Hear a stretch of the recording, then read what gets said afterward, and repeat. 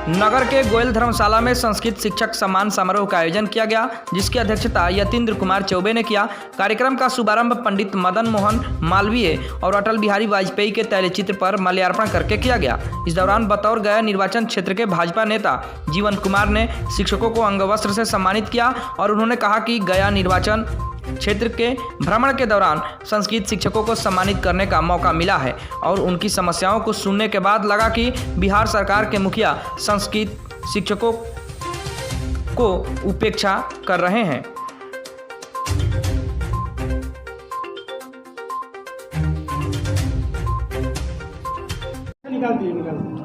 देखिए, आज गया शिक्षक निर्वाचन क्षेत्र भ्रमण के क्रम में मेरी इच्छा हुई कि संस्कृत में जो भी शिक्षक पढ़ाते हैं और उससे संबंधित जो भी हैं उनका मैं सम्मान करूं। इसका सबसे बड़ा कारण ये है, आपको याद होगा कि आज़ादी के पहले हमारे यहाँ गुरुकुल परंपरा थी और गुरुकुल परंपरा ने हमारे देश को विश्व स्तर पे हमेशा मान सम्मान बना के रखा। हम विश्व गुरु कहे जाते थे। हमारे यहाँ तक्षशिला थी और तक्षशिला में पढ़ने के लिए पूरी दुनिया से लोग आते थे, आपको ध्यान होगा। और आज उसके लिए हम तरस रहे हैं और उस तक्षशिला का कारण जो है हमारे यही संस्कृत के जो गुरु हैं ये उनके मूल में थे, लेकिन आज उन गुरुओं का सरकार ने अपमान किया है। आज आप देखिएगा कि संस्कृत की जितनी भी शिक्षा है वो शिक्षण व्यवस्था को सरकार ध्वस्त करने का काम कर रही है। आज मंदिरों पर टैक्स लगाया जा रहा है। पहले 6% टैक्स था, बाद में 10% टैक्स किया गया। मैं ये नहीं कहता हूँ सरकार को कि आप मस्जिद पे टैक्स क्यों नहीं लगा रहे हैं। मैं ये कहता हूं कि आप मस्जिद पर टैक्स नहीं लगाएं या लगाएं, ये अलग बात है।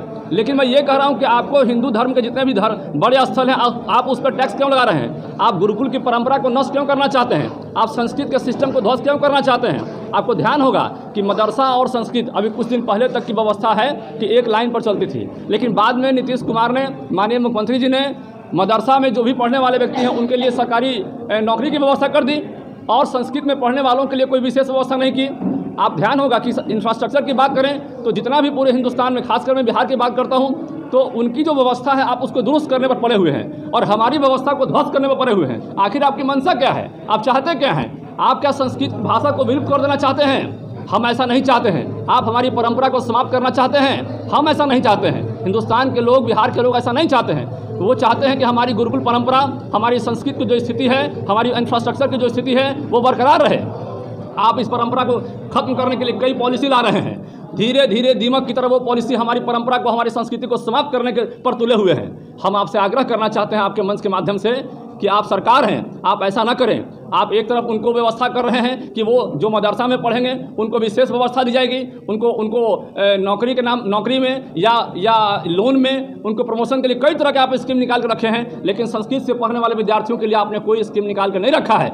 आपकी ये दोयम परंपरा नहीं चलेगी, ये दोयम दर्जे का व्यवहार बिहार में नहीं चलेगा। हम आपसे आग्रह करना चाहते हैं माननीय मुख्यमंत्री जी कि इस तरह का व्यवहार हम लोगों के साथ नहीं करें, हम उनके पास नहीं है। तो ये मेरा नाम जीवन कुमार है।